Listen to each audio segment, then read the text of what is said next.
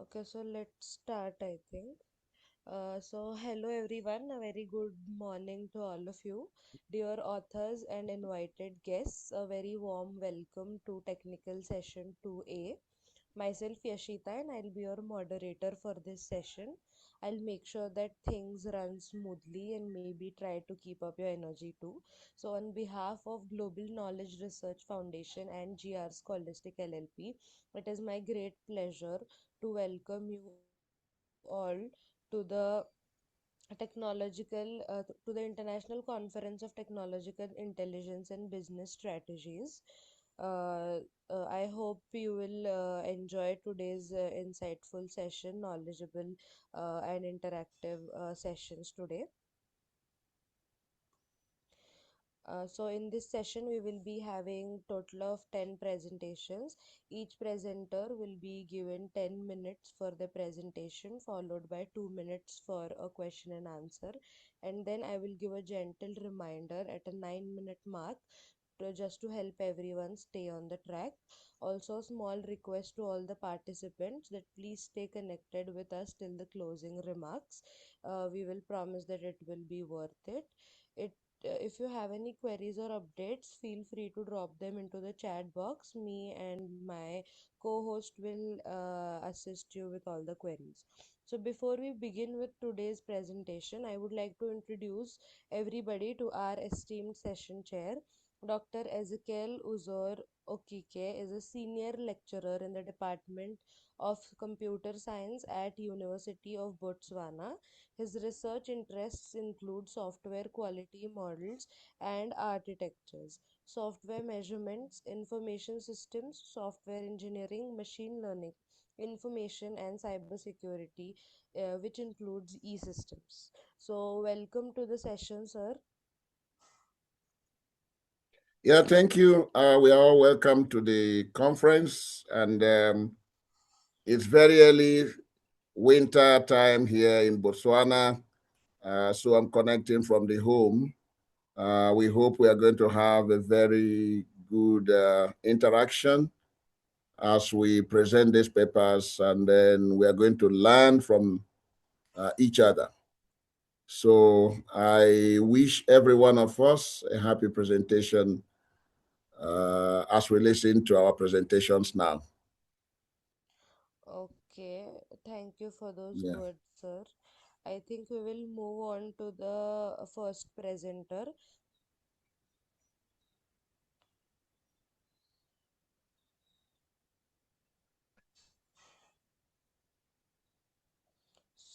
Our first presenter, we have Anisha Babbar to present her paper titled as A Systematic Review of Evolution of Personalization Techniques in Federated Learning for Heterogeneous Clients.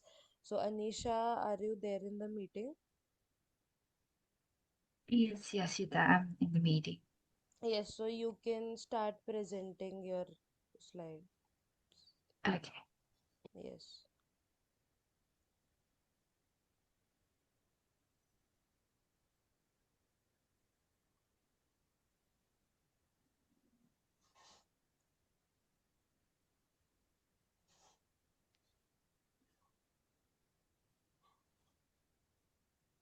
So just a reminder, Anisha, you have 10 minutes with you and please try to keep up with the time. So you can start with the presentation. I hope everyone can see my screen. So, good morning, everyone, and welcome to our session at the first International Conference on Technological Intelligence and Business Strategies, TIBS 2026. So, my name is Anisa Saba, and alongside my co-author K.A. Dilini Kulawansa, we represent the Department of Computational Mathematics, Faculty of IT at the University of Moratuwa in Sri Lanka. So today I will be presenting a systematic review on the evolution of personalization techniques in federated learning for heterogeneous clients. So here is a brief overview of our agenda for today. So we will establish the core challenge of understanding federated learning, discuss the necessary paradigm shift towards personalization, and then dive deep into our proposed taxonomy of 5 personalization strategies. So we will conclude with a comparative analysis, a discussion on the current limitations, and an outlook on the future research trends. So let us begin with the foundation. So federated learning is a decentralized machine learning paradigm designed with privacy at its core. So it enables multiple devices or clients to collaboratively train a global model without exposing the sensitive data to the central server. So the architecture relies on three-step cycle. So first, the model is trained locally on device using the private data, such as health records, photos, or text messages. Second, instead of raw data, only the calculated model updates like weights or gradients are shared. Finally, the server aggregates these updates to refine the global model, which is then pushed back to the clients. The primary benefit of this approach is that the raw data strictly stays private. This decentralization builds critical user trust and unlocks the AI applications in privacy sensitive domains like healthcare and finance.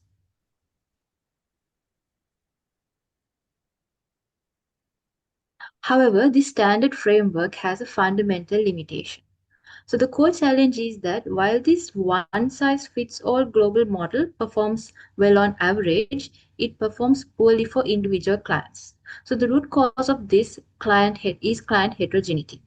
In real world deployments, clients are not uniform. They differ in two major ways. The first is data heterogeneity, where the data distributions vary dramatically between the nodes. So, for instance, a hospital in Colombo will exhibit entirely different patient demographics compared to a hospital in Manila. And second, the system's heterogeneity.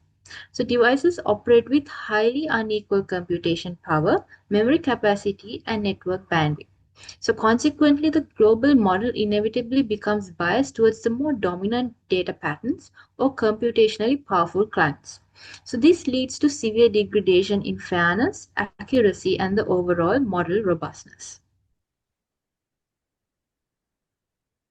So, to overcome this, we must shift away from the old paradigm of a single global model and move towards a new paradigm of many personalized models. So, this transition aims to resolve the fundamental tension between generalization, learning robust features from all clients, and personalization, adapting specifically to a single client's environment. So, ultimately, the personalized federated learning attempts to train customized models for a group of clients by leveraging the non IID nature of their private data while strictly maintaining the underlying privacy guarantees. So, our systematic review, we have synthesized the literature into five distinct strategic families designed to conquer this heterogeneity. So, these are the local fine tuning, the model interpolation, meta learning, clustered federated learning, and regularization based method. So, let's examine each. So the first strategy is local fine tuning. This is the simplest and most direct approach. So clients will receive the aggregated global model and perform additional training passes using only their local datasets. So the main advantage here is its computational efficiency. There is no absolute extra communication cost required during this personalization phase. However, it suffers from a critical limitation known as the catastrophic forgetting. So, by aggressively updating the model locally, there is a high risk of erasing the valuable generalized knowledge learned from the global federation, and the model can easily overfit on small local datasets. The second strategy is model interpolation. So, this method creates a personalized model by calculating a weighted average between the client's locally trained model and the final global model. So, the mechanism is defined by the given equation.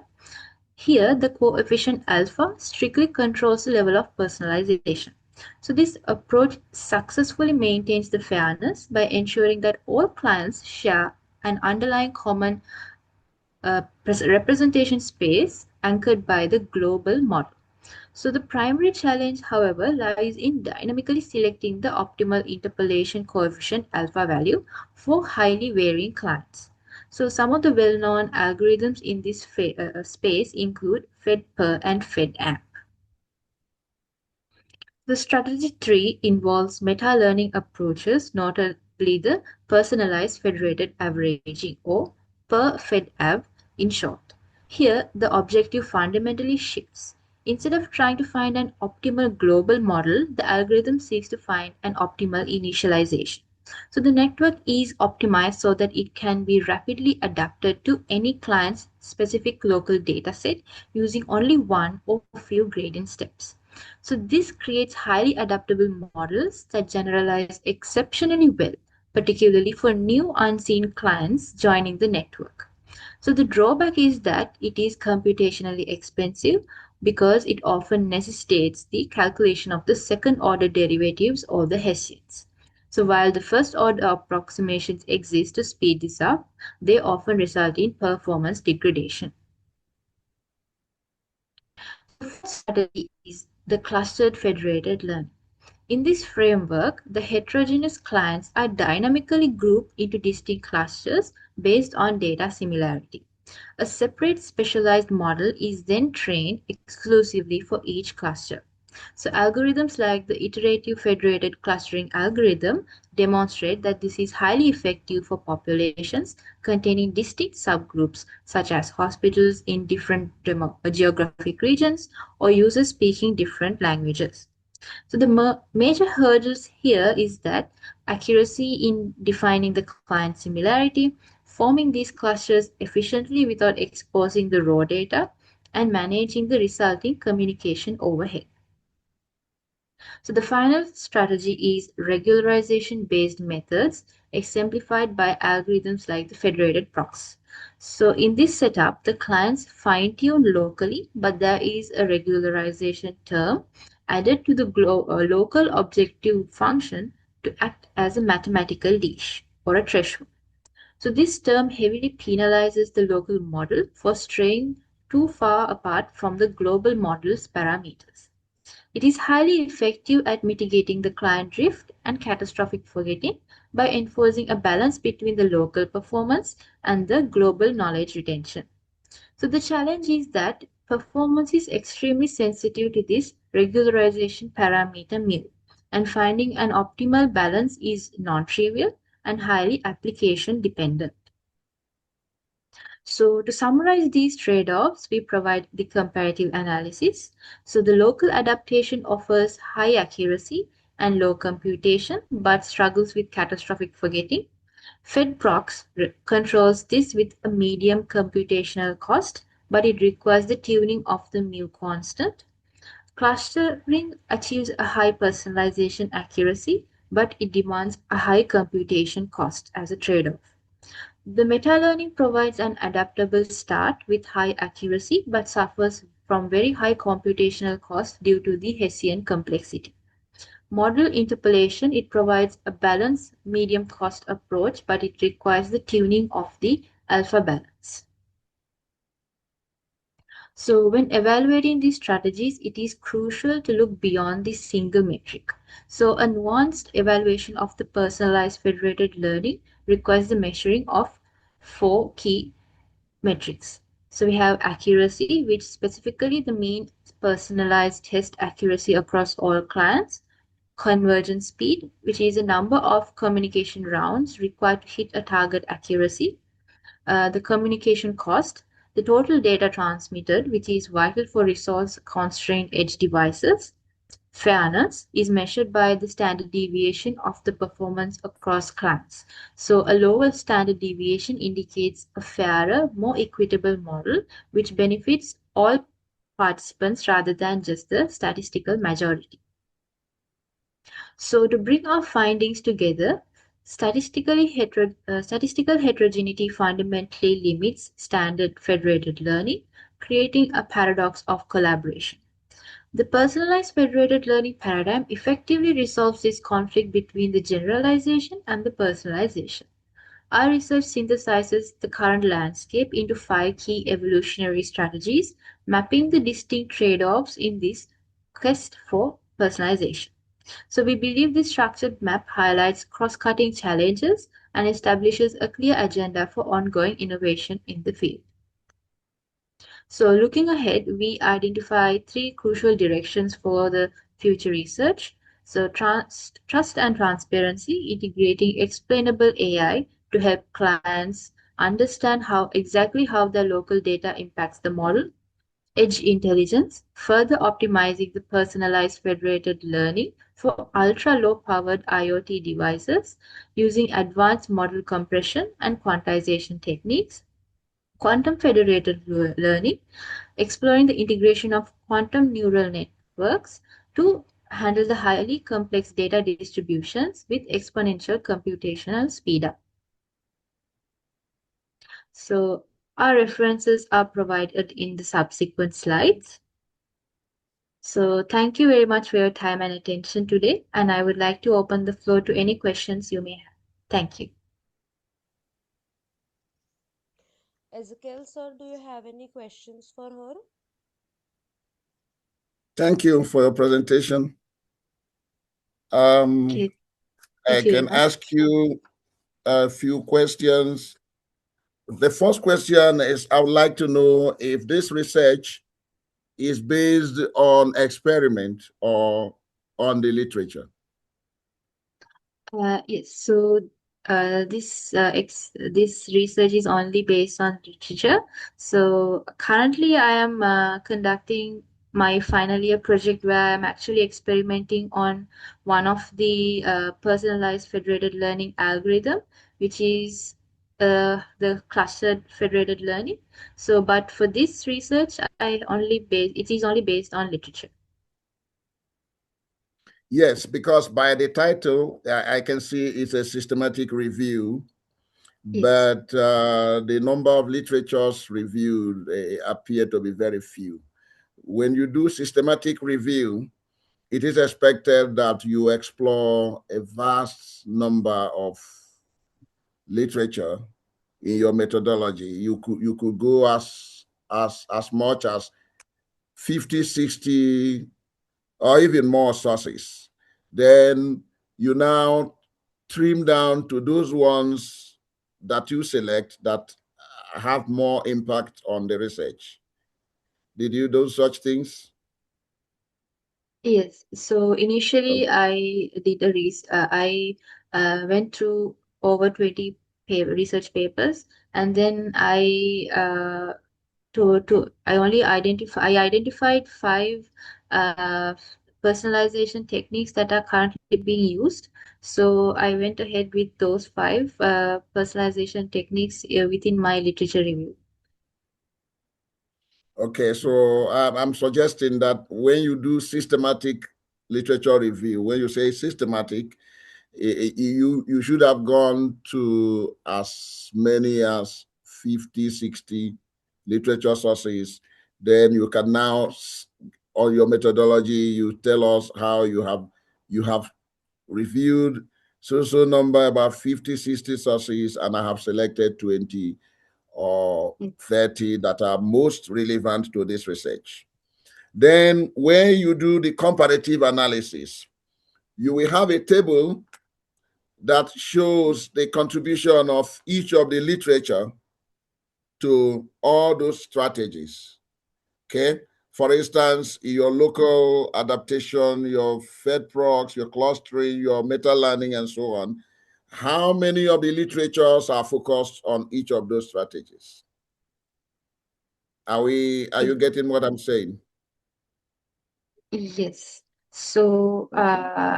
Yes. So there were separate papers for each of these approaches. So I focused on having at least because I out of the 20, I at least there were three papers for each of these approaches. So three to five. Okay. Yes.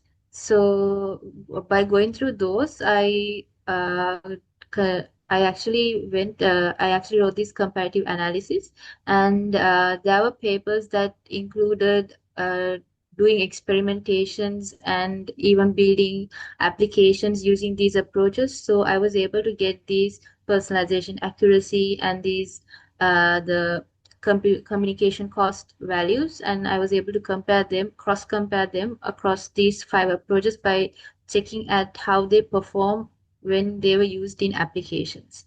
And also using the main papers that produce the ideation of these approaches as well. Yeah, it's a very good research.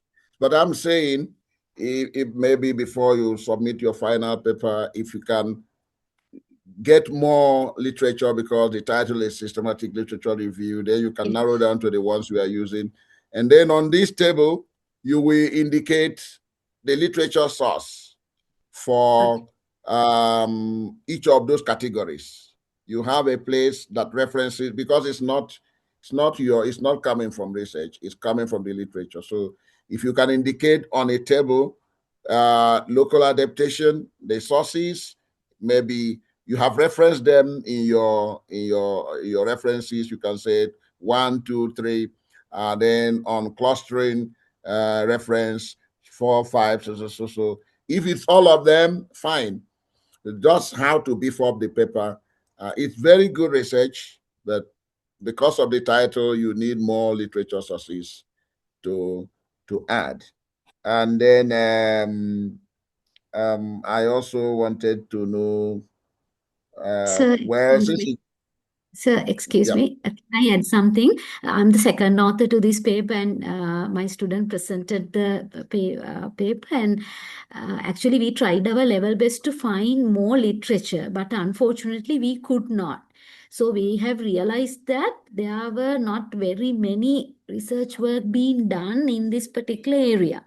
So that's why we ended up with about 22 references. So I got your point, but unfortunately, we could not find papers related to this area. That's the reason Okay, that. so what you Yeah. do is you change the title. You will not say systematic review. You will say Okay. comparative analysis of so, Okay. and All so. right. Yeah, Yeah. yeah. Yeah. Thank you very much, That's how to Dr. handle it. Yes. Okay. Okay. Thank you. Okay. Okay, thank you very much. All right.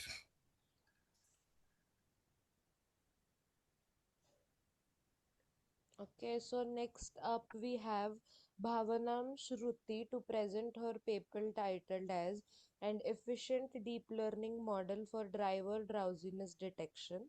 So, Shruti, are you there in the meeting? Yes, I'm there in the meeting, ma'am. Okay, sure. You can start your presentation, and just a reminder, you have 10 minutes in your hand to present. Okay, ma'am. Yes. Yeah, you can start.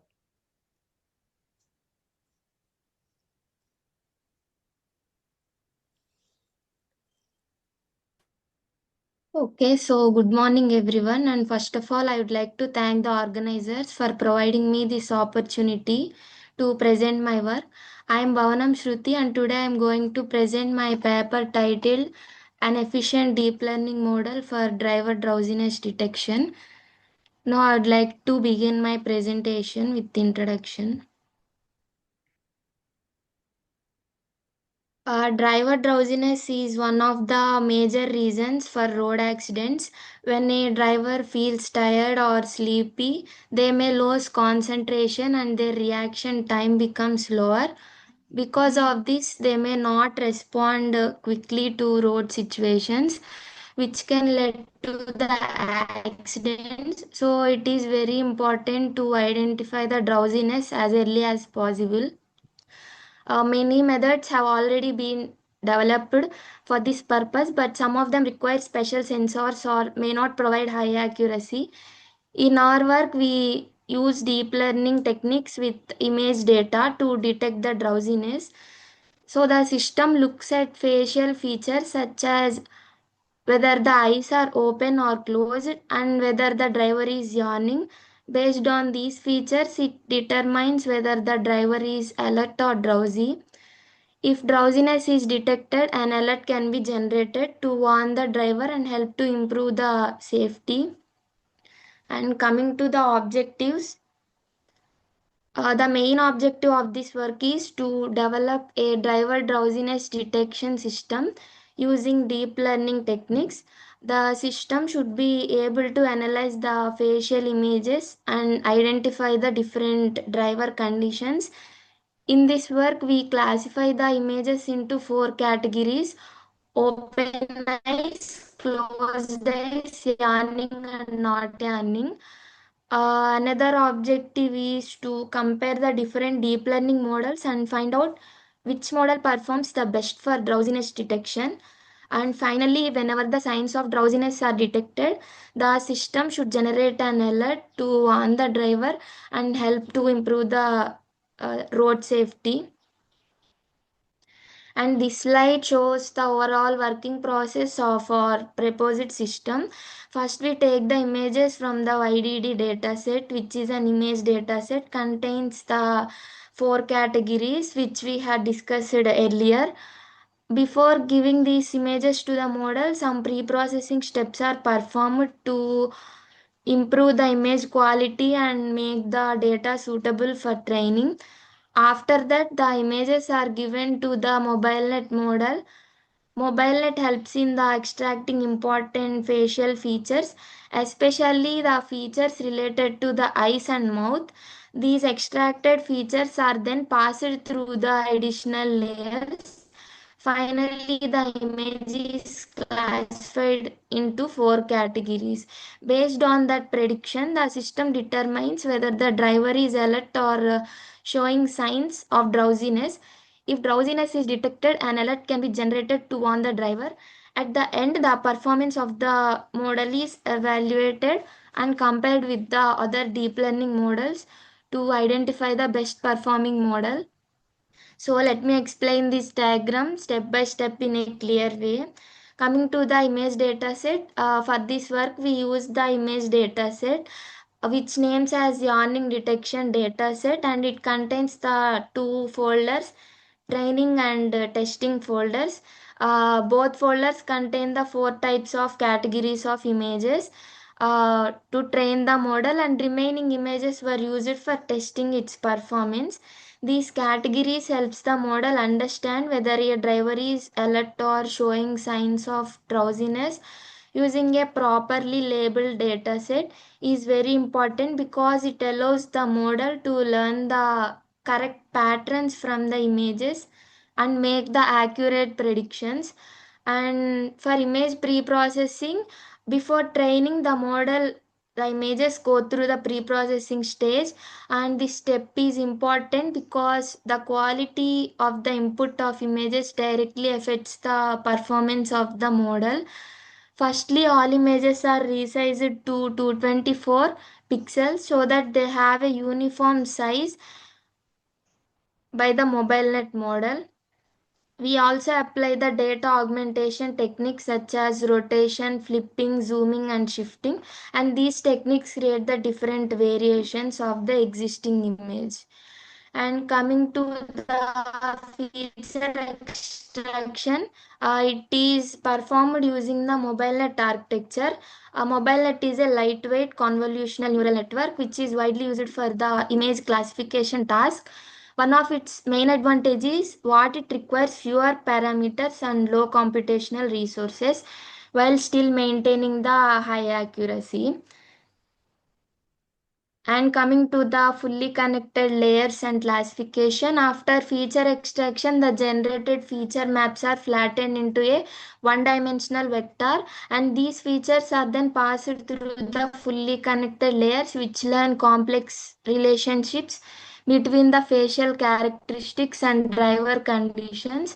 A dropout layer is introduced to reduce the overfitting and improve the model generation. So the softmax classifier assigns the probability scores to each and every category and classifies the image into the classes. The class with the highest probability is selected as the final prediction. So now my co-author Sai Preeti will continue with the remaining slides from 8th slide. Good morning to everyone. My name is Sai Preeti. I will explain the remaining slides. Here the prediction output is based on the classification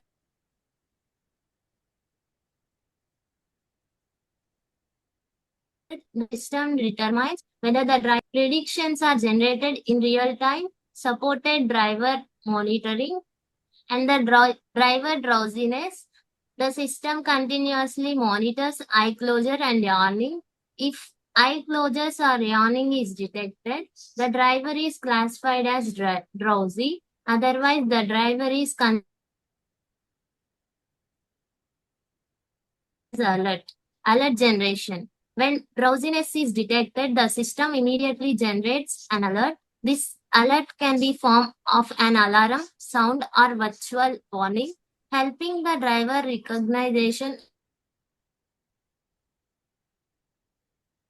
and prevent the accidents. Model performance is evaluated using the metrics such as accuracy and loss. Among all tested models, WildNet achieved the highest accuracy, rating its effectiveness for driver drowsiness detection. Accuracy comparison graph.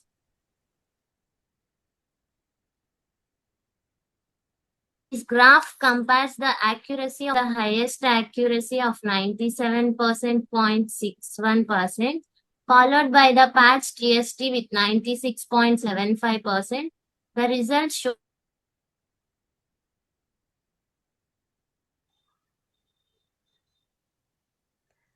WildNet provides the best balance between validation accuracy graph. This graph shows that both training and validation accuracy increases steadily over time. The graph gap between the curves indicates good generalization and minimal overfitting. The final accuracy reaches approx 99.76%. Training and validation loss graph. This shows that both training validation loss decreases as training progresses. Since the curves remains close, the model performance well was unseen data and does not suffer for significant overfitting. Conclusion. In this conclusion, we developed an efficient deep learning driver drowsiness detection. The system successfully detects driver drowsiness using eye closure and yawning features. Among all evaluated models, MobileNet achieved the highest accuracy of 97.6%, making this most suitable model for this application. For future scope, in this future scope, the system can be improved to work under low and light conditions, handle head movements, and driver detect driver wearing glasses or mask. It can also integrated with IoT devices and smart vehicle for real-time development. Thank you for giving me this opportunity.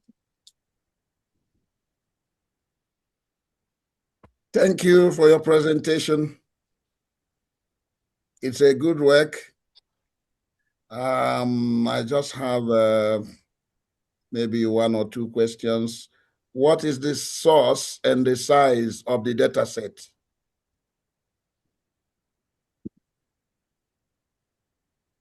Your data set, what is the source and what size? What's the size of the data set? 2,900 images, sir.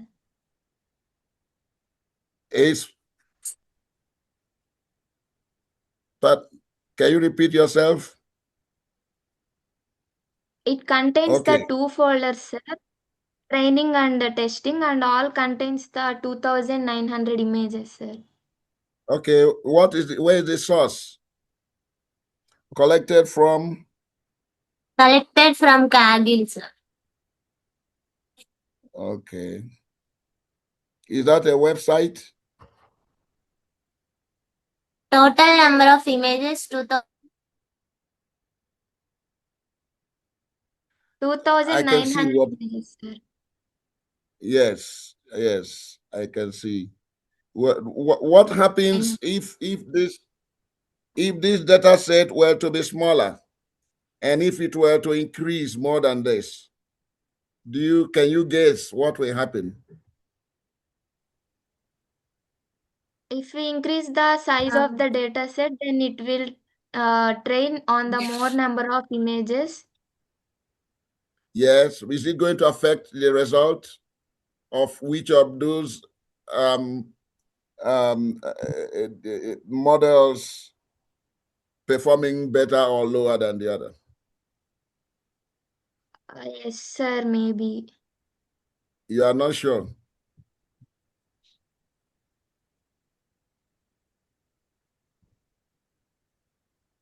Yes, sir. Okay. It's better to. Do you have any advice for future research on this kind of work?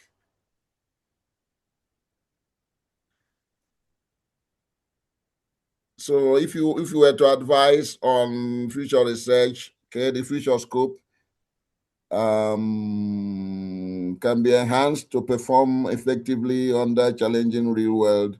That's where I'm going. The challenging real world conditions are slow lightning, head movements, and occasions caused by glasses or face masks. Okay. The model can also be integrated with Internet of Things. All right.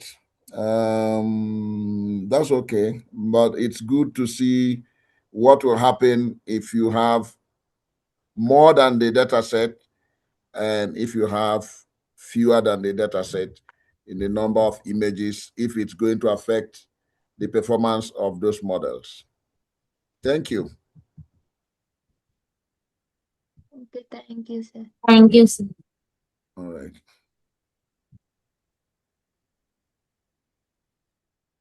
We have with us Shubham Kadam. Are you there in the meeting, Shubham?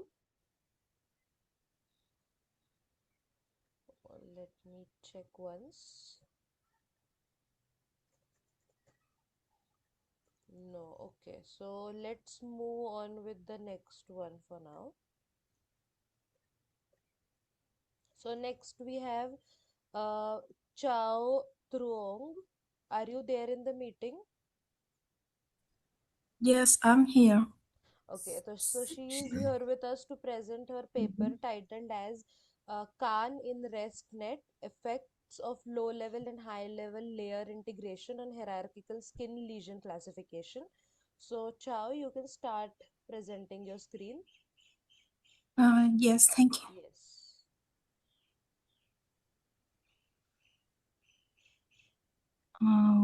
Wait for me. Okay.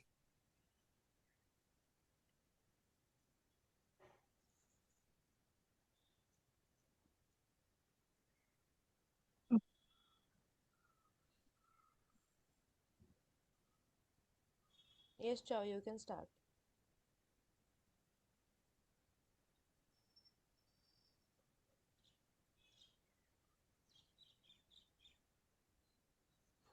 Okay. Good morning. Good morning, afternoon, everyone. My name is Chung Chung from the University of Information Technology, VNU, HCM. It is my great pleasure to participate in TIBS 2026 and recent hour work entitled Can Explain Effect of Low Level and High Level Layer Interaction on Hierarchical Skin Lesion Classification.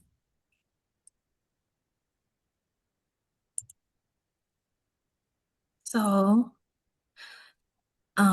the presentation is organized into four parts. First, the introduction. Second, the proposed method. Third, the experiments and discussion. Final, the conclusion.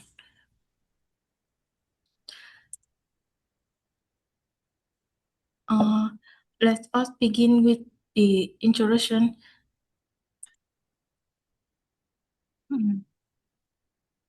So, skin disease are among the most common health problems, and some of them can become serious if they are not diagnosed early.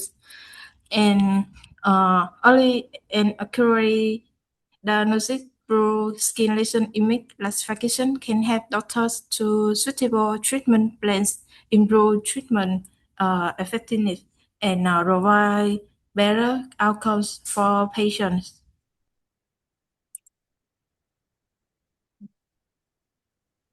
So, with the rapid development of artificial intelligence, many deep learning models have achieved high performance in skin disease classification. However, skin lesion datasets usually contain multiple levels of labels. For example, lesions can first be divided into uh, melanocytic and non-melanocytic categories. Each category can then be further divided into more detailed classes such as nevus, melanoma, and others. Since different disease types and disease levels have different visual characteristics, classification models need sufficient capability to capture these features and make accurate the predictions.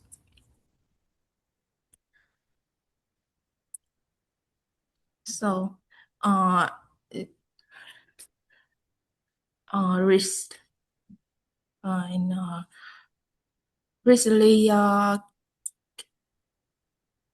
Common agnostic networks or CANs have shown promising results in various tasks, unlike the traditional neural network that use fixed activation functions such as the ReLU or sigmoid.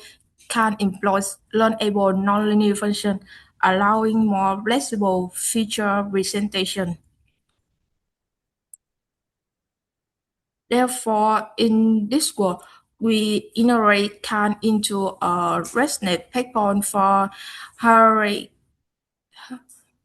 hierarchical scalation classification, and we investigate to integration levels such as low level feature and high level features.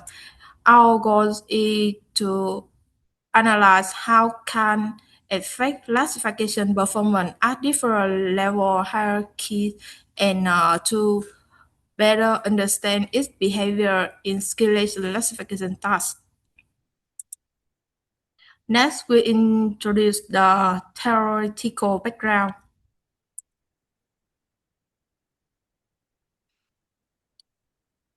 CAN is built based on the Kolmogorov-Arnold representation theorem. This theorem states that a continuous multivariate function can be represented by a finite composition of a univariate function. Based on this theorem, can learn nonlinear mapping function directly instead of learning only weights and using fixed affective function like MLBs. Can learn adapting nonlinear function during training.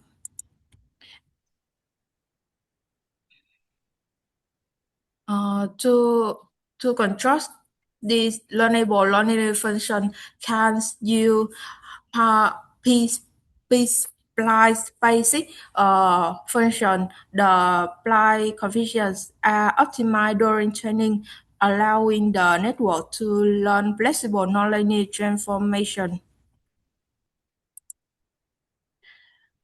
Can accept The CAN concept can also extend to convolution operation resulting in convolutional CAN. In this case, convolution kernels are no longer represented only by fixed weights. Instead, they are modeled using learnable CAN function. Next, we briefly introduce a resonance model, which is a backbone used in our study. Resonance is a powerful architecture for image analysis and has been widely applied in medical imaging. It gives connection, have information, and radiance flow effectively through these networks. enabling the use of multiple architecture. To investigate the effect of CAN on classification performance, we evaluate three iteration strategies. The first strategy is replace the initial convolution layer with a convolutional CAN layer. This aims to improve the low-level feature extraction. The second strategy replace the final fully connected classification layer with a CAN layer. This aims to enhance the final decision-making process before classification. And the third strategy compile both modification iterating can add both the low-level and the high-level state. This allows us to analyze the individual and combine effect of CAN on a hierarchical scalation classification.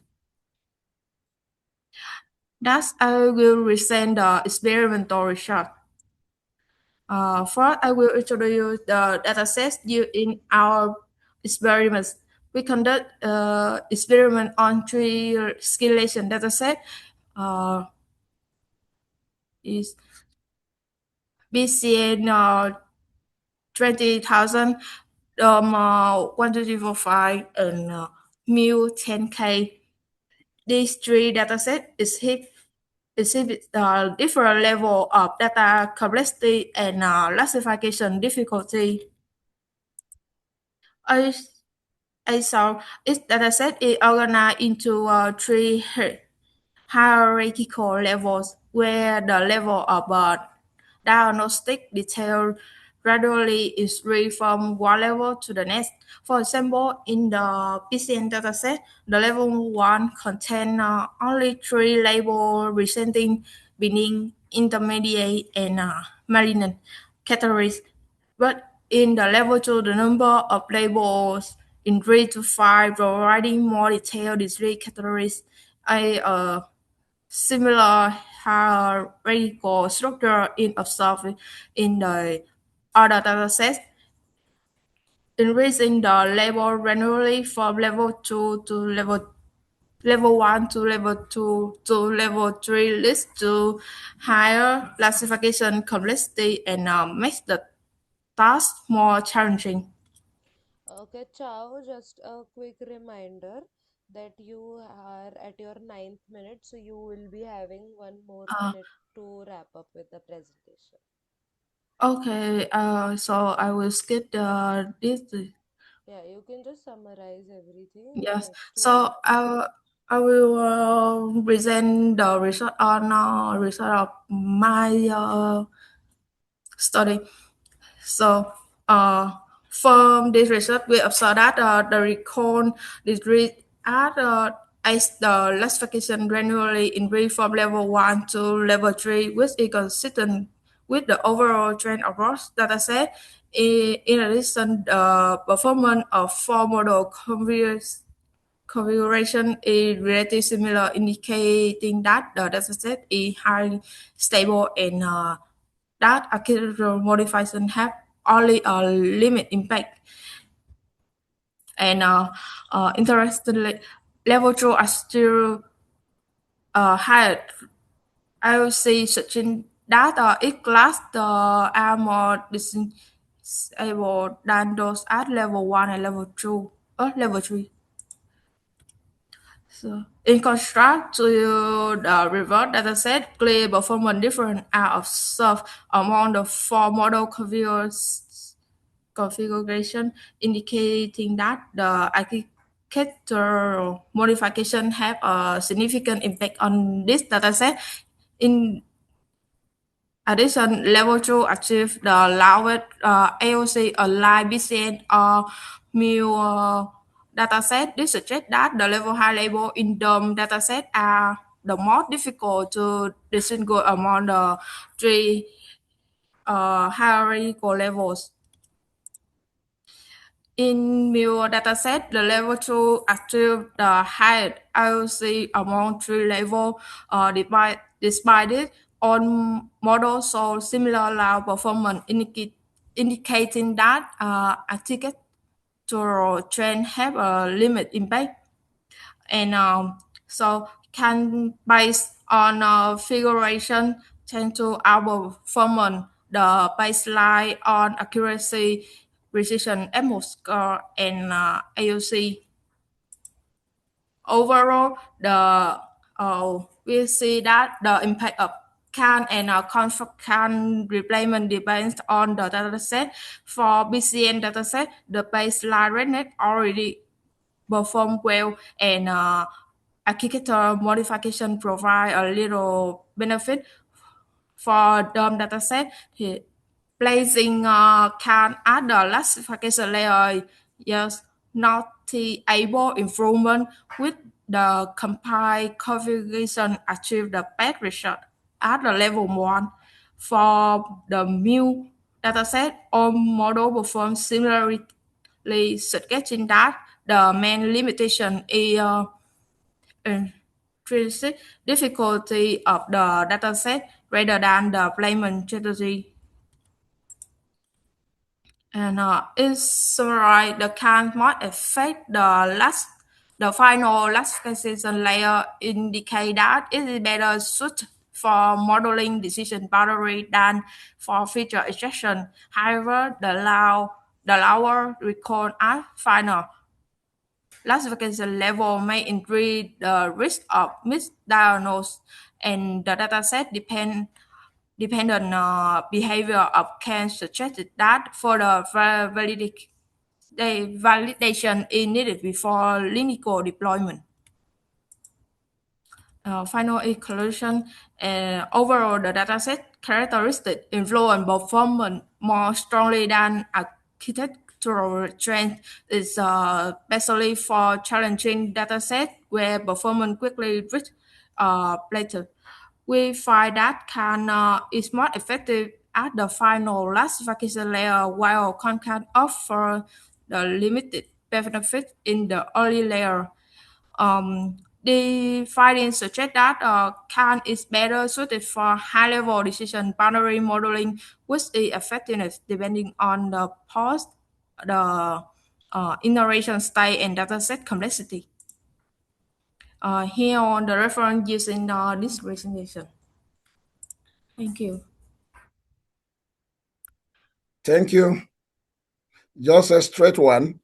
On your proposed method, has anybody somewhere used that same approach before? Did you come across any research that has combined both the CAN method and the other one that you are using together, the ResNet model and the CAN model?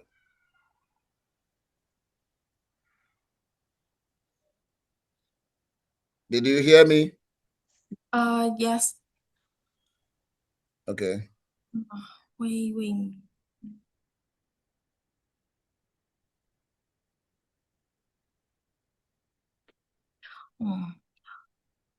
Yes, we did come across some related research, and several studies have applied CAN to medical image classification, but most of them focus on replacing the entire MOB laser with CAN in a vision transformer or symbol CNS. However, to the best of our knowledge, no review work had a systematically investigated the effects of iteration CAN at different hierarchical level within a ResNet backbone for hierarchical scalation classification, and our contribution lie in the comparative analysis of replacement strategy rather than just proposing a single compiled model. While CAN itself is not entirely new, our specific iteration approach and evaluation framework are novel. Okay. I just wanted you to make clear what your own contribution is. It's okay.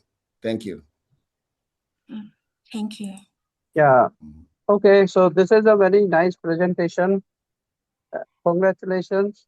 And one question I have, like, how did you validate your test results? Can you tell us?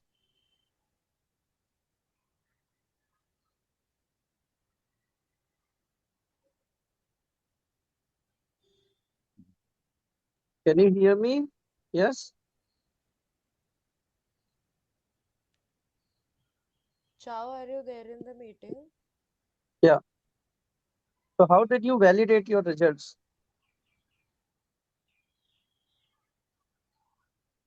Sir, I think Chow, she. please unmute yourself. I think she is muted herself.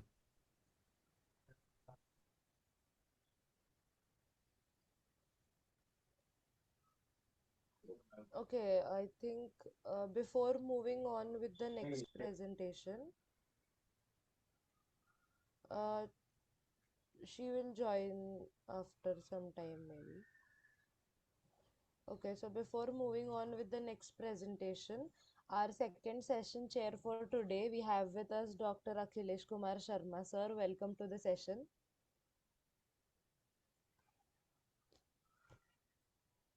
So, Dr. Akhilesh Kumar Sharma is a professor and head at Manipal University, Jaipur, with over 18 years of rich and diversified experience in academics and research. He has published extensively in international and national journals and conferences.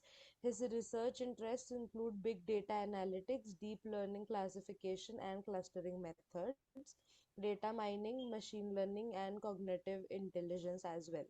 So, Akhilesh sir, welcome to the session.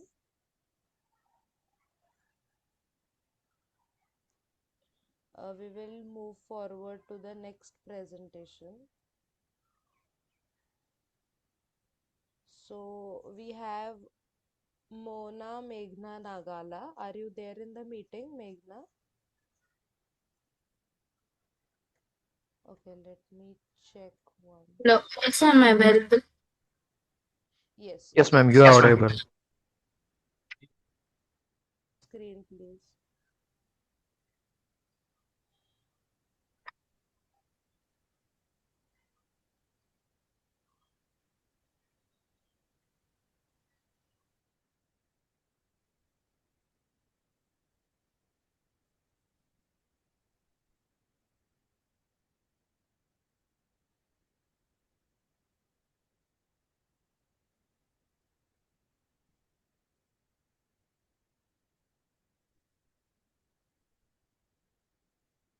Good morning, everyone.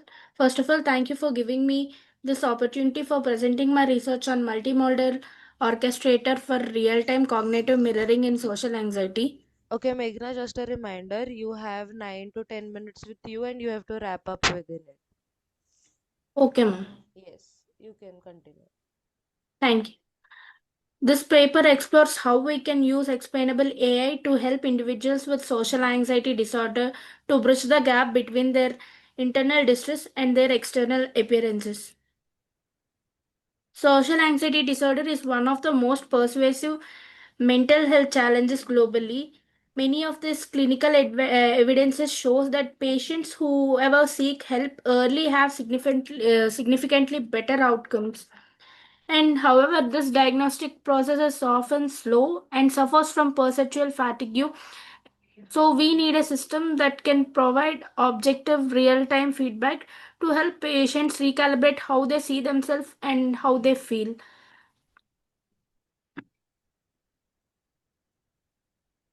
Now coming to the literature survey.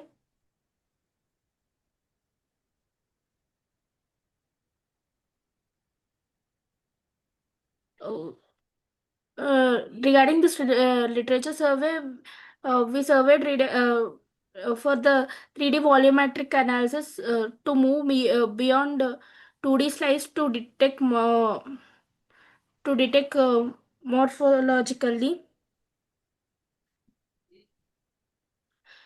We also know that vocal biomarkers like pitch jitter and spectacral centroids are reliable indicators of automatic nervous system arousal.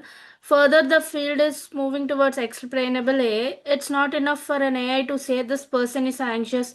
For a doctor to trust the system, the AI must provide a verifiable rational for its prediction.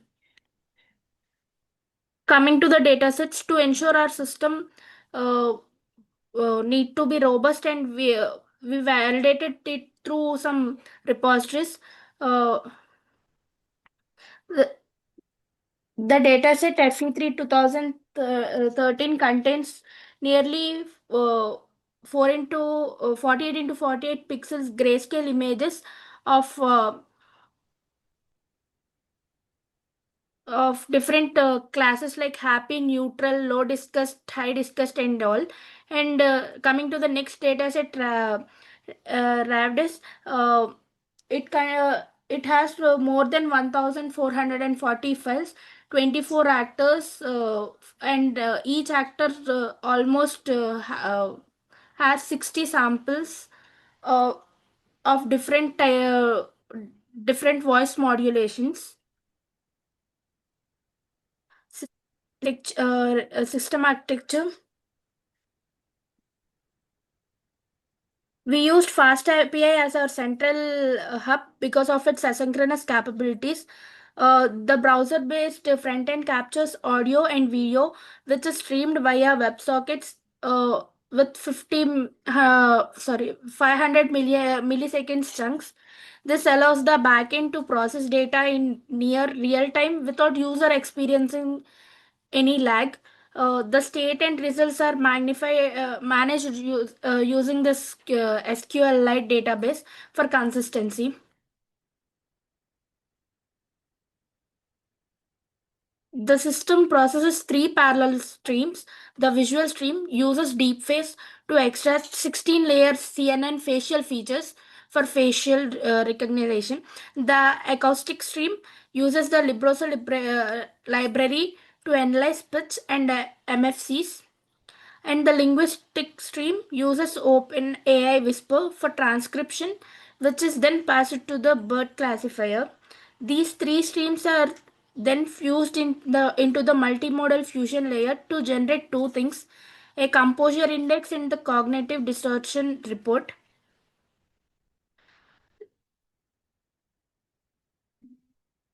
Now, coming to the feature extraction details, uh,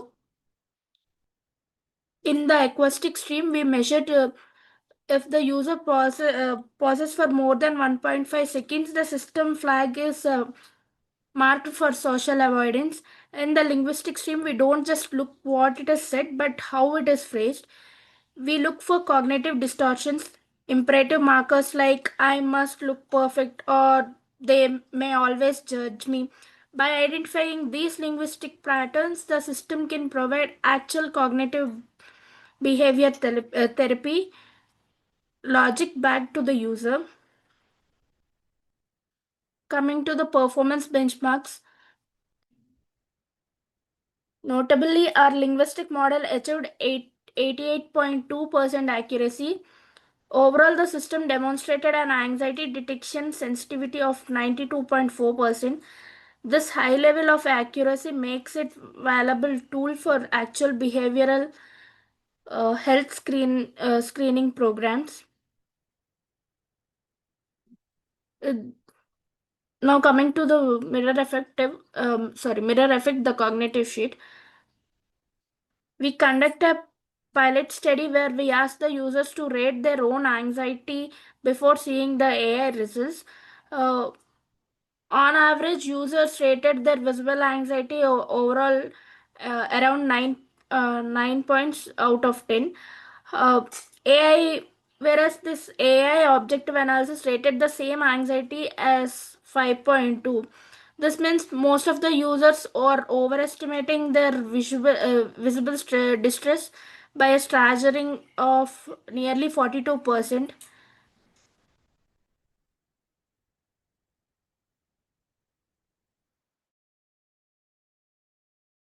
When the users saw the composure index, which is averaged to nearly 0.78, they realized that despite their raising hearts, they actually appeared stable and calm to the outside world.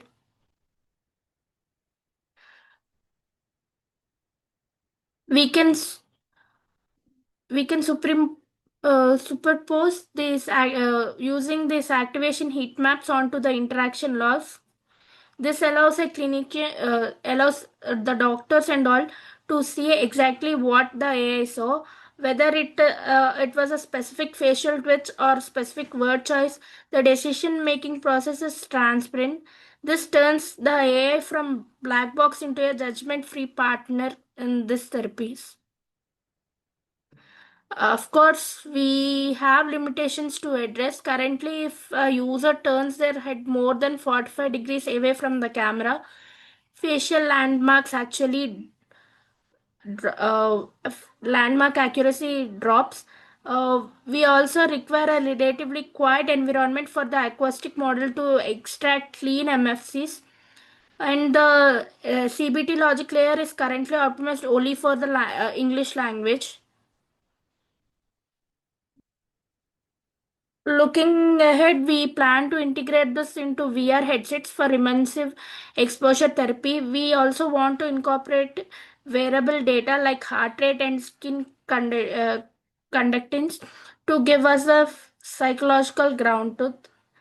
In conclusion, our research affirms that coupling volumetric affective computing with generative AI creates a trustworthy path for computer-aided detection in mental health.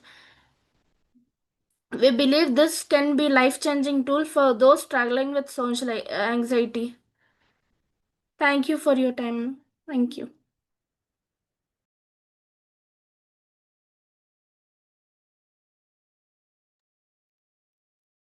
Okay, Akhilesh sir and Ezekiel sir, do you have any questions for her? Yeah, okay. So you have done some algorithmic analysis as well. So can you tell us how this algorithms used in the Laboriosa are different from some other algorithms that you have used?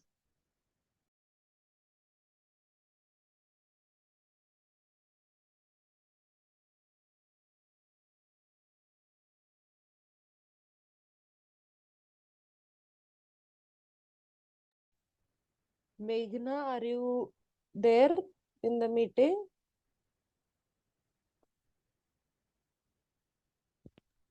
Yes, ma'am. Am I audible, Yes, ma'am? yes, you are audible. You can answer the question asked by Akhilesh. Uh,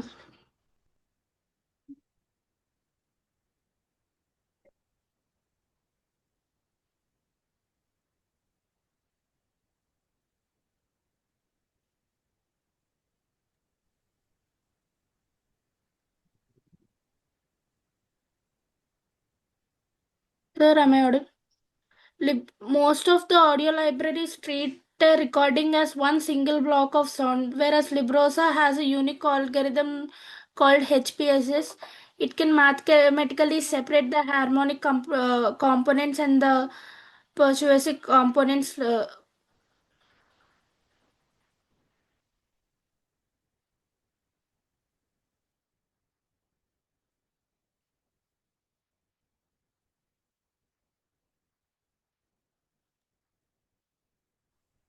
Hello, Mona, are you there? Please unmute yourself and go with the questions. As I said before, most of the audio libraries treat the complete recording as a single block, whereas this Librosa has some unique algorithm so that it separates the harmonic components like our vibrating tones and human voice from some other voices like a door slamming, a keyboard click, and also. Right, right. Okay. Thank you. Thank you, sir. Ezekiel sir, do you have any questions?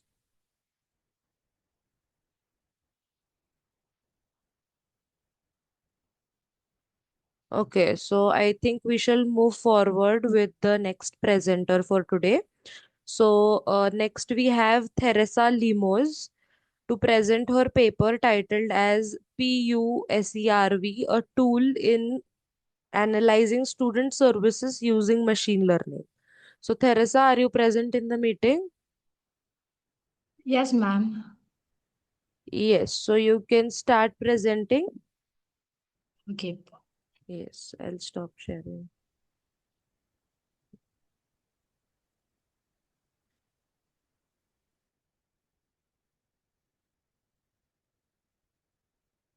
Okay, good day everyone. I am Teresa Limos and today I'm honored to present my student in a study entitled PU Serve, a tool in analyzing student services using machine learning. This study focuses on improving how universities evaluate student services by utilizing machine learning techniques to analyze student feedback efficiently, accurate, and objectively. Okay, next slide.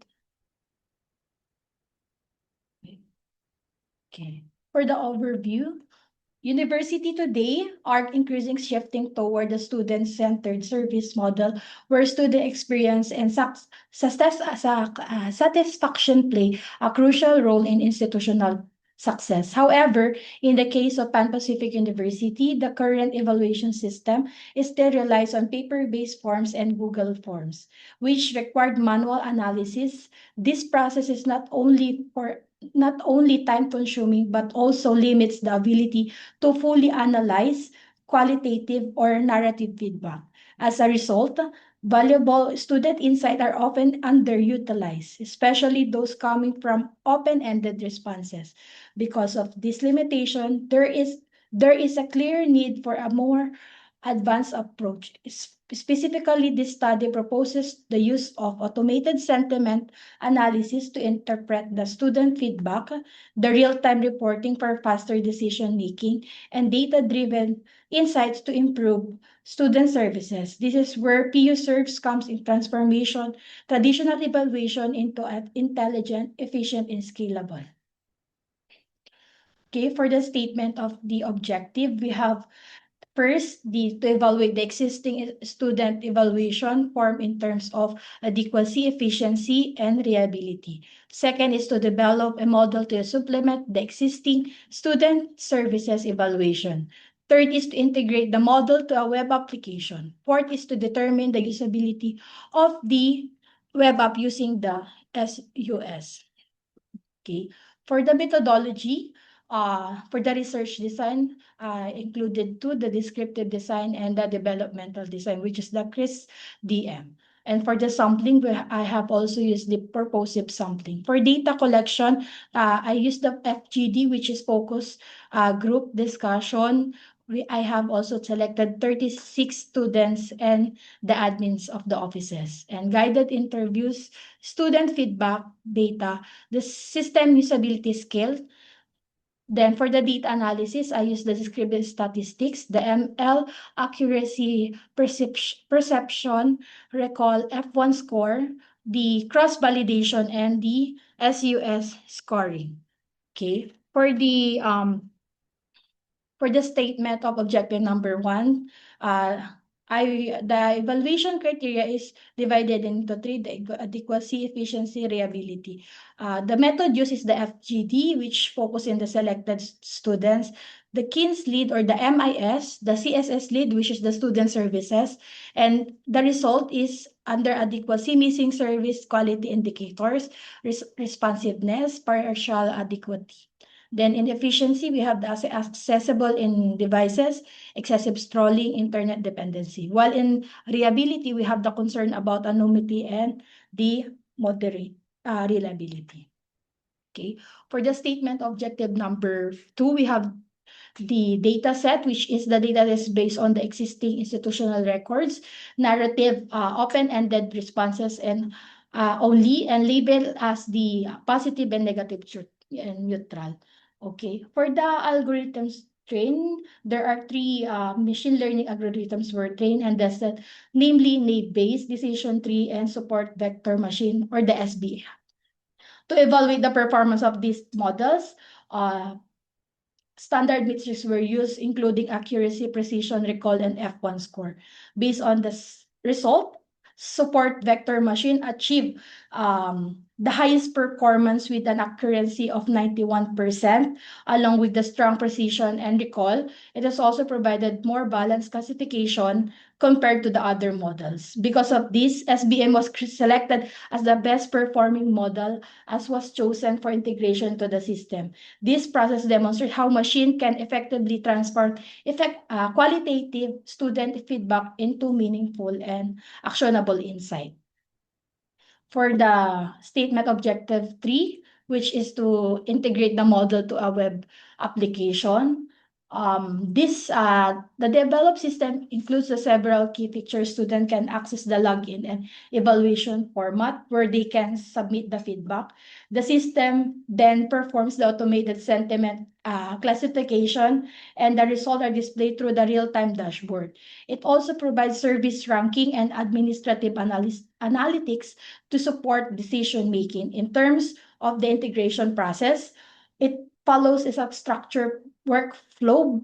First, the students submit feedback through the system. Then the text undergoes pre-processing, including the cleaning and tokenization and lemmatization. After the preprocessing, the SBM model classifies the sentiment of the feedback. The results are there, stored in database and presented through the dashboard visualization for administration. Overall, the system is designed to be automated, scalable, and capable of real-time analytics, making it more efficient compared to traditional evaluation methods. This integration demonstrates how machine learning can be practically applied in a functional system to enhance student services evaluation. Okay, for the statement objective number 4, to determine the usability of the web app using the SUS as the tool used as the system usability scale, which has 10-item questionnaire and 5-point Likert scale, and it conducted to 100 student responses.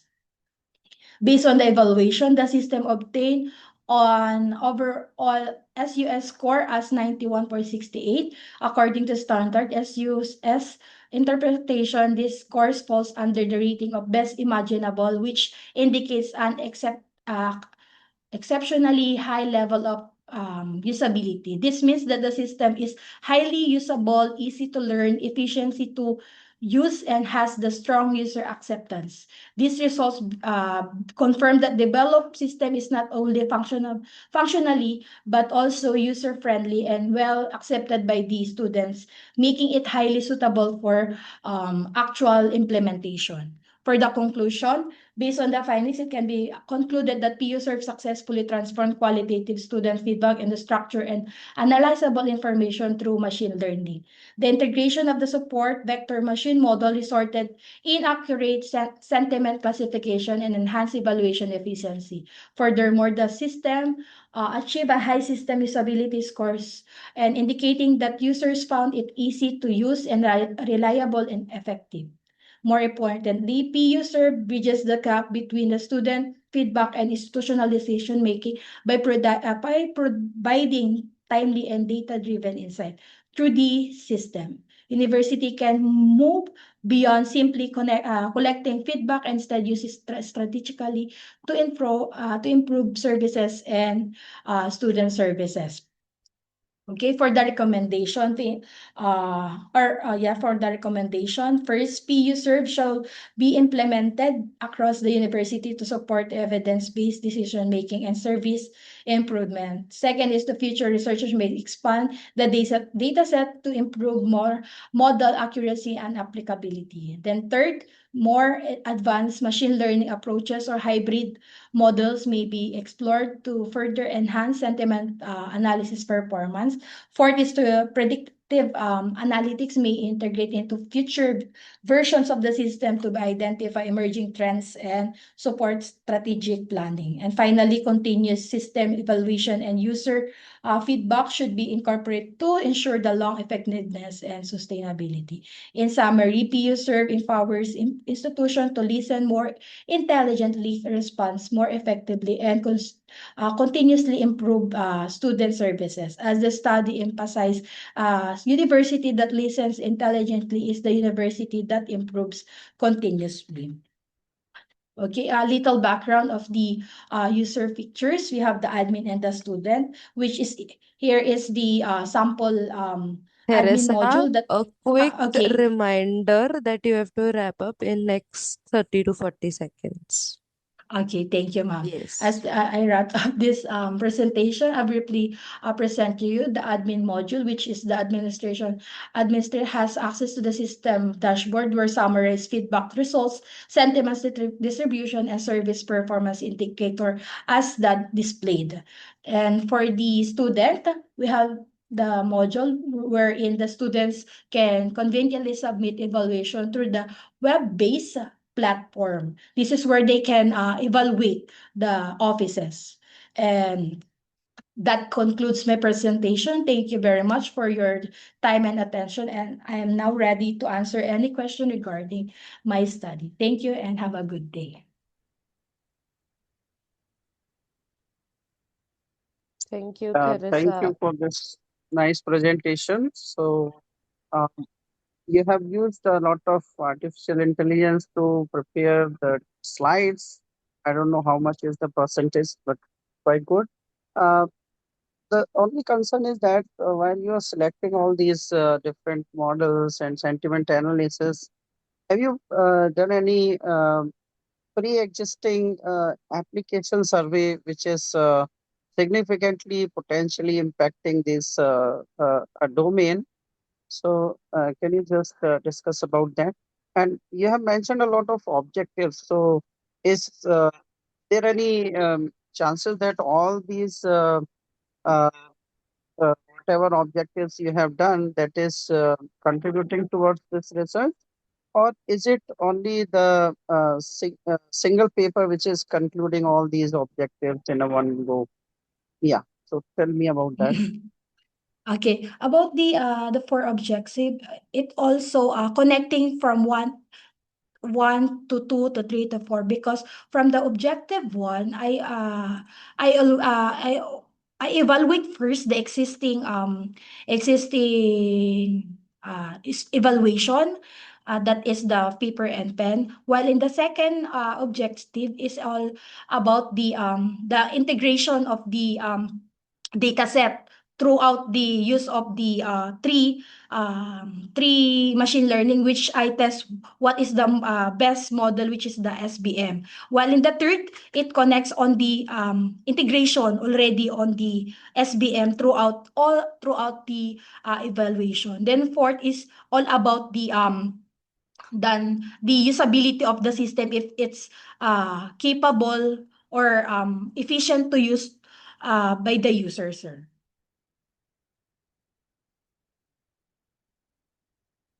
Sure. Thank you. Yes, po. Thank you. Okay, Ezekiel sir, do you have any questions for her?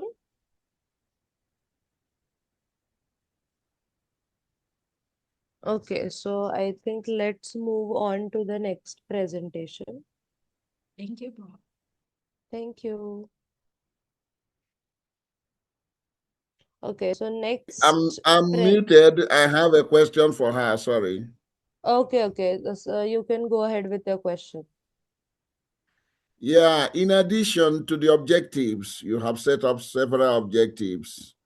Why didn't you consider it necessary to set up specific research questions in application that address specific outcomes of the research? You have only Again, addressed the objectives.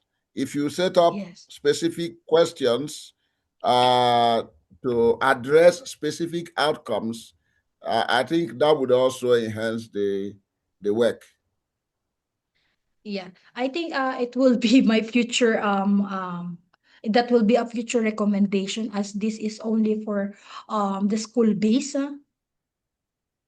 Yeah, because in organizations, they are interested in outcomes. So instead of making it a future, you have done the research, you could have set up specific questions to address specific Mhm. outcomes.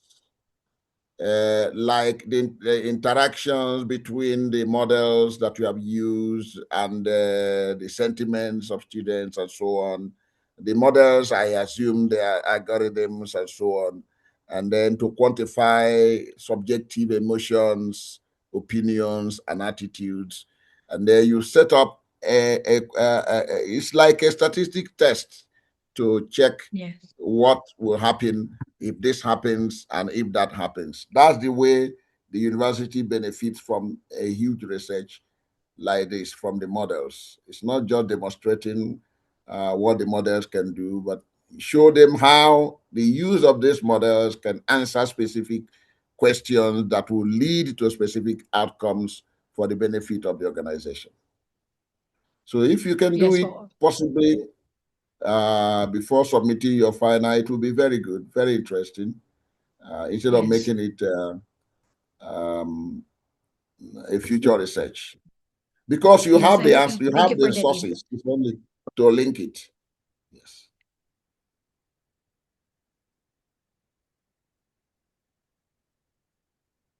Okay. Is she responding? Yes, sir. Yes, sir. Okay. I will include that input, sir, to my research for the final. Yes. Yes, sir. Thank Papers. you. Yes, because you have everything there to do it. Yes, All thank right. you.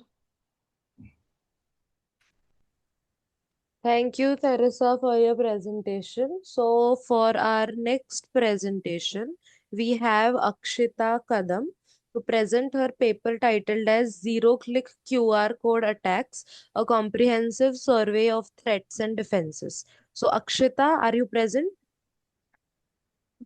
Yes, ma'am, I'm here. Yes. So, you can start sharing your screen. Wait, let me Sure. start.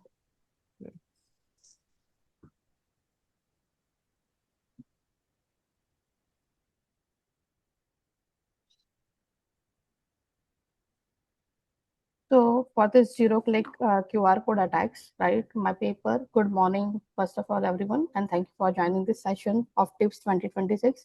My name is Akshita Kadam, and with my co-authors Lil Latia and Dr. Mithuka from Department of Computer Science and Engineering at Charusat University, Gujarat, India. I'll Good be morning, presenting. ma'am. Sorry for interrupting you. Can you just make your presentation in the PPT presentation mode, please? You know, the slide is just showing and all the things and other things. Please, ma'am. Yes, so I'll just share again.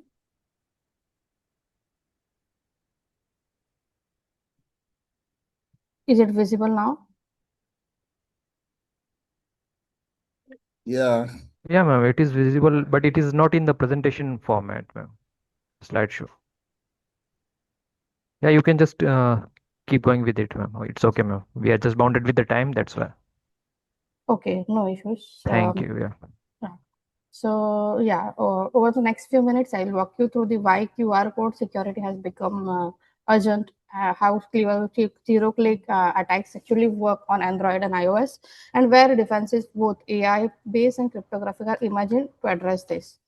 So the motivation of this QR security, why QR code security matters, is because 80% of the smartphones users scan QR codes monthly.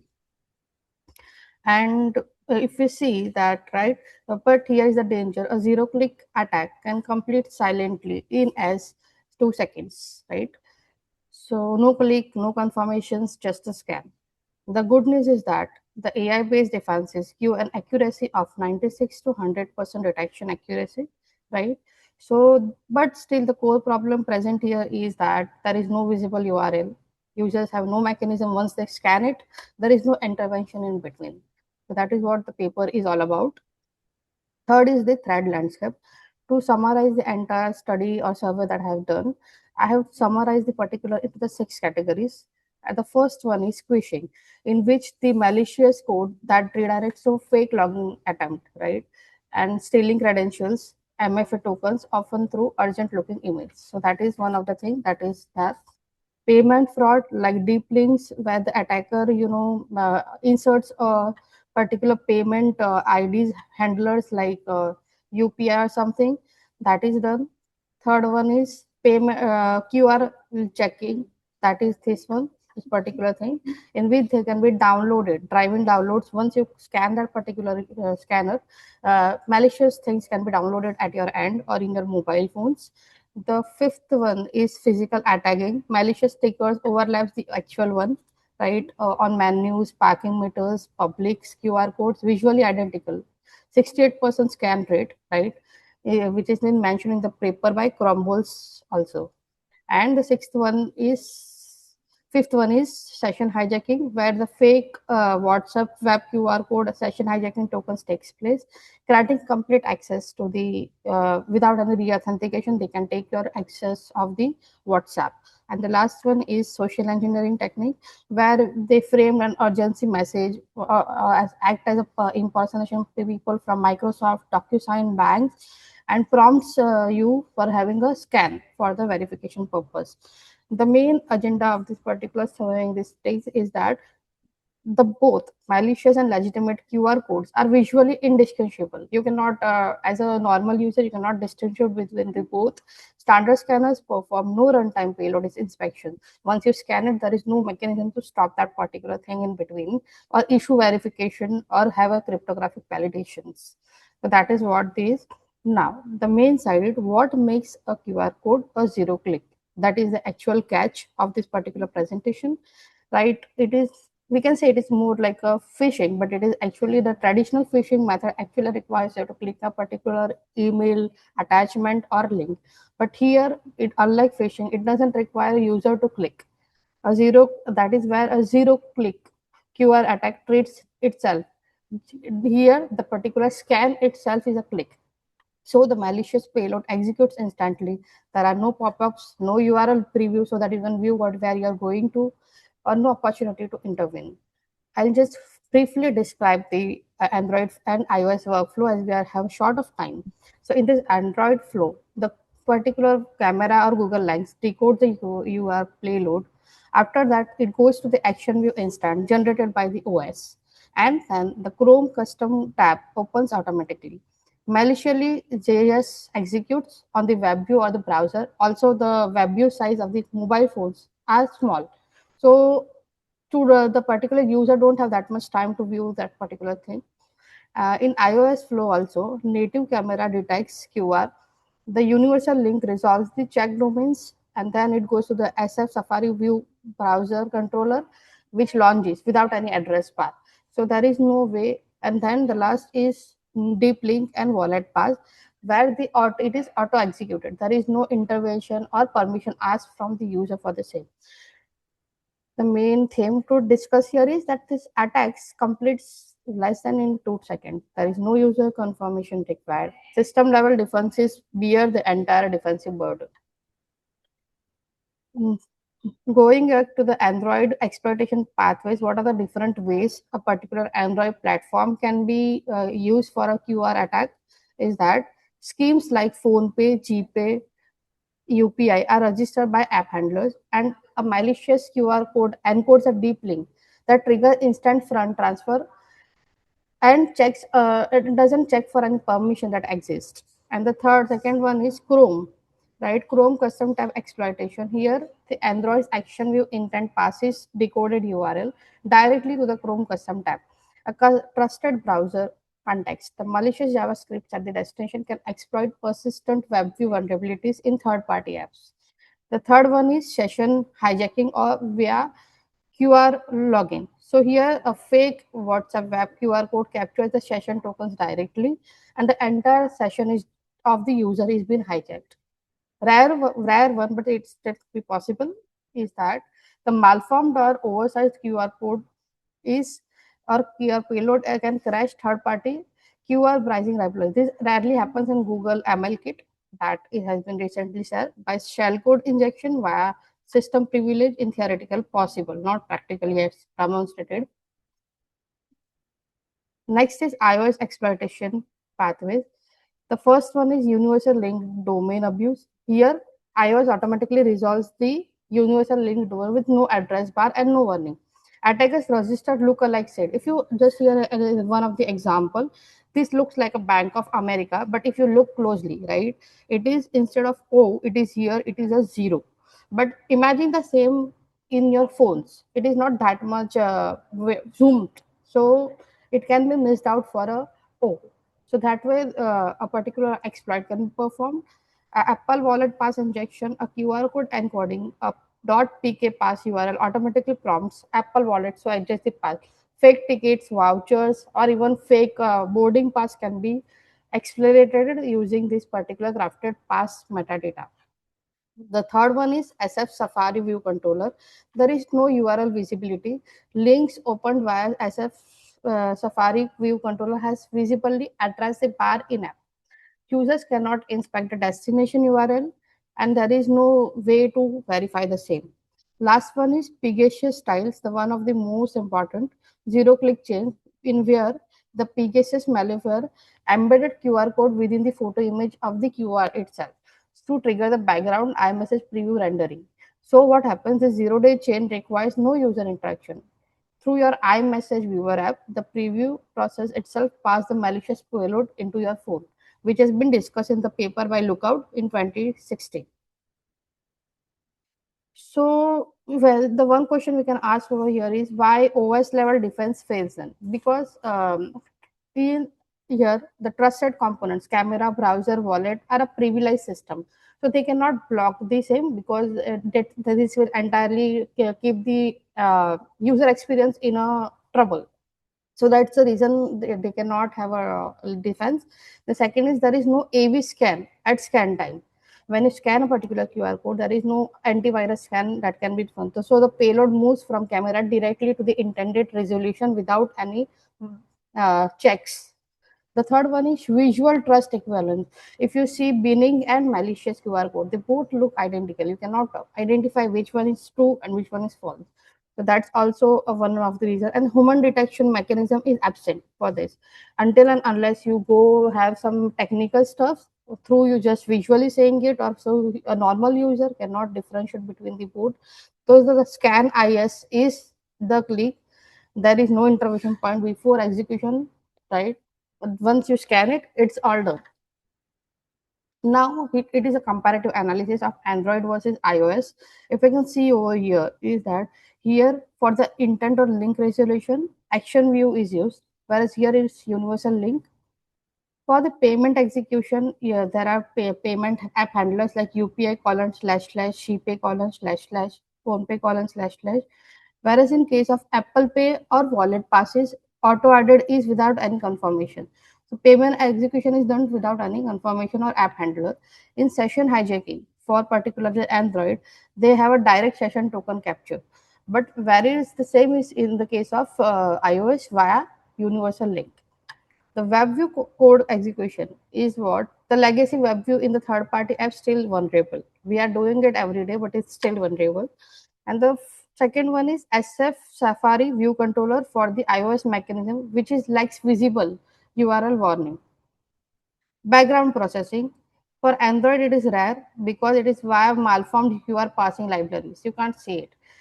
Whereas in case of iOS, it is proven that iMessage preview rendering using Pegasus style chains. Now, defense users. This is the what we have discussed. Like what are we can do to have a safe practices, and we can have a safe that we cannot fall under the QR code attacks. Is QR warnings are that QR received via unsolicited. Whenever you see a particular QR we have received from a unfamiliar SMS or email, please do have a check.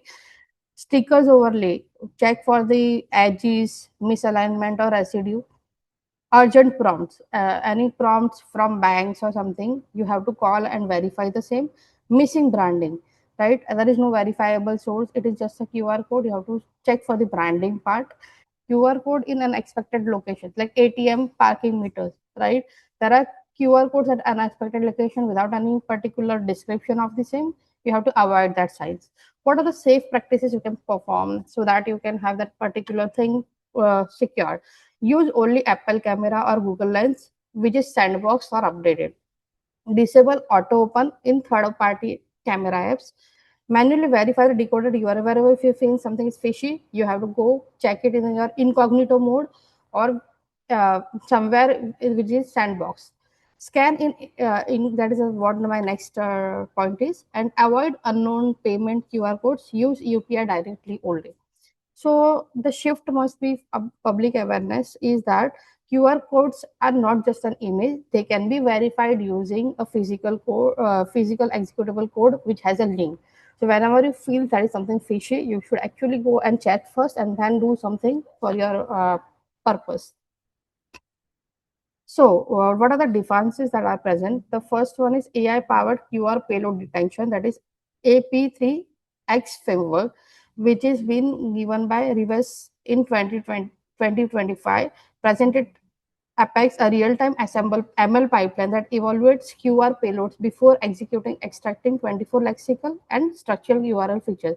What happens is the input is given through a camera upload, the image is processed, the keyword detection and decoding is done, the 24 feature extractor, and then the AI assemble rainforest plus SVM plus NN CNN model is been done, and based on that the risk score is been given to you. What is the beauty of this particular framework is that it gives almost up to 96 to 100% detection accuracy, which is used using in ML it is giving 96%, using static rules it is giving 100% accuracy. So what are the main key features of this abstraction is URL structure. It checks the URL structures like URL length, domain depth, path entropy, special character ratio. Second thing it checks is lexical signals like suspicious TLDs, IPI based URLs, digital ratio, keyword flags. Visual semantics, homoglyph detection and brand impersonation patterns it detects. And the last one is contextual, that is HTTP presence, redirect chains, and known phishing list matching. So that is what the main theme is. Apart from that, there are different frameworks that has been tested. That one of them is QR Shield, that is in 2023, which has a CNN features on QR image, followed by SVM classification, which gives an accuracy of 94%, deployed in SaaS apps. Apart from that, QSEC-R or BRAR AI of 2025, in that the 39 feature hybrid lexical plus behavioral malicious URL detection framework happens, which gives up to 93.5% accuracy in mobile scanner. Still, while comparison, the AP3X at 2025 stands out because of its technique, that is ensemble ML of three particular rainforest model, SVM and CNN, plus it uses static rules for 24 lexicals and structural features, and it gives more accuracy compared to the remaining two, and it can be used for web, mobile and enterprise, all of them. So the key findings here is assemble method combining multiple ML models with heuristic rules consistently outperform single model approaches. So here Apex is extremable risk scoring present the current state of the art for real-time payload inspection. Last one, that is system level hardening and cryptographic solution. The first we discussed was AI solutions. The second is system level hardening and cryptographic solutions. Akshita, Here we can, yes, a quick reminder that you have to wrap up within 1 minute. just yeah, I'll do that. Yes. Okay, thank you. So here the payload preview before expansion, right? You can have actually view the payload preview in OS native scanners. The second one is sandbox view plus content policy. Whenever you feel isolating a particular QR, you can have a sandbox and check it. And the third one is ECDSA signature in QR payload. And the last one is domain reputation plus known phishing links. The summary and the takeaways are that QR codes are executable physical, not inert images. Zero-click attacks eliminate the last human intervention point. So both Android and iOS are structurally vulnerable. OS level defenses fail because trusted components cannot be gated without breaking UX. AI-based detection, that is Apex 3 gives 96 to 100% offers viable real-time defenses, and cryptographic signature like ECDSA in payloads represents the long-term solution.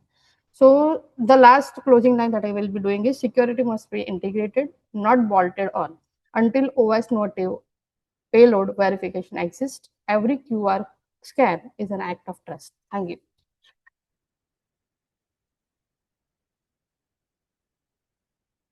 So here I have done with the presentation. Thank you so much for your presence, and I'm open with any questions that can be asked. Thank you. Okay, do any of the session chairs have any questions for her?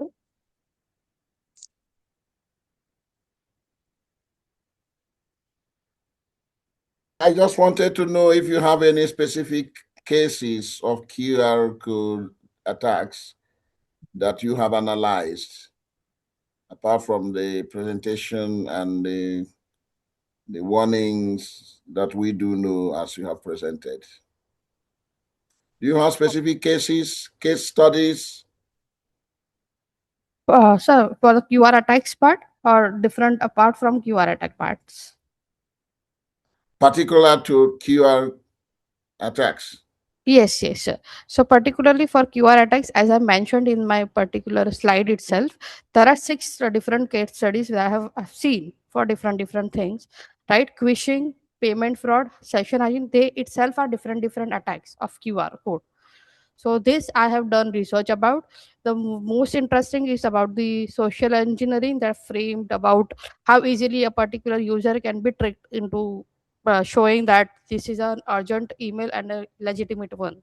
So phishing, QR jacking, payment fraud, physical attacking, session hijacking, and social engineering. These are the six categories of attacks that I have studied for QR codes. Yeah, I know the taxonomy you are showing is fair, but what I'm Yeah. saying is data collected. Do you have any set of data collection on the actual attacks taking place based on that you can present and analyze that this is what happened. This attack was based on phishing. This attack was based on payment fraud using Mm. this kind of thing. So if it's not covered in the research, probably you could state that as future research that it will be necessary to collect data, specific data on these attacks and classify Yes. them accordingly. Yes, sir. Particularly these papers which I have studied, they have having 600 plus URLs that are been data sets for that part, and that they have collaborated in this particular data. And I'm doing the survey of the same. So yes, that data has been tested not by me but someone else. Yes, Okay. yes, sir. Thank you so much. Okay, Okay, no Akhilesh, question from my you side. have, No question. yes, I'll Yeah, just no stop question. sharing then.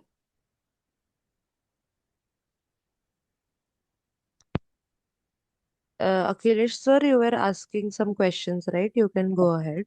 Yeah, Yes, no sir. question from my side. Thank you. Good Thank you presentation. so Yeah. much. Thanks so much, Akshita. Yes. Okay, so we are remaining with one presentation. Shubham Kadam, are you there in the meeting? Let me check once. Okay, so I think we are done with today's session. So, as we have come to the end of this session, I sincerely thank all of our authors for their excellent presentations and their valuable contributions, and all participants for being an important part of this international conference. I truly hope this session was insightful, engaging, and inspiring for everybody. On behalf of the entire team, we thank you for your continued support, not just for this edition, but for all the previous editions of TIBS. We look forward to welcoming you again in the next version in 2027. So, all presenters will be receiving their digital certificates through their emails within 2 working days. The publication will be live within 7 to 8 months. So, we kindly request your cooperation with the TIPS 2026 team. So, I would like to extend my sincere thanks to our session chairs, Dr. Ezekiel sir and Akhilesh Kumar sir. Thank you for being present in the session. Uh, Okay. a small token of appreciation on behalf of the team TIBS and Global Knowledge Research Foundation and partners. So, thank you all once again for your valuable presence. And before we officially wrap up, let's capture this as a memory. So, I kindly request everyone to switch on their cameras for a group snapshot of this virtual conference. So I will request everybody, please switch on their cameras.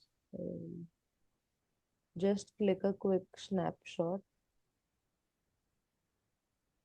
Yes. Okay, thank you so much, everyone. Stay safe. Take care, everybody. Thank you for joining. Thank you. Thank you so Thank much. you. Thank Yeah, thank you very Thank Hello. much. you. Yes. Have a Yeah. great day. Hello, Yes, Thank you Ishita. very sir. Yes, Thank sir. you. Yeah. Actually, I was a researcher who wanted to present in this conference. Yes, I think you are lined up in the next session. So, Next session. Okay. yes, in the S- next session. So, what is the timing? Can you Next 20 minutes. in next 20 minutes? Okay. Yes. Because Sir, the time zone given was 11 Mm. a.m. So I was waiting from 8:30. Actually, from Yes, so you India can Indian join time at 11 a.m. itself. The time which itself. is given, Okay. you have to follow that time. Okay. sir, Thank you. timings are 11:30 to be precise, and you can join it by 11:30. Okay, sir. We will be there for you. Okay. And if you need any help, Thank you. Thank you. just ping me or this on the chat box so that I will give you the appropriate answer. Okay, sir. Okay. Thank Thank you, you. Thank thank you. you, thank you so much, sir. Thank you. Okay. Thank you. Have a good you. day. Thank you, everyone. Have a wonderful day. Thank you, ma'am. Thank you.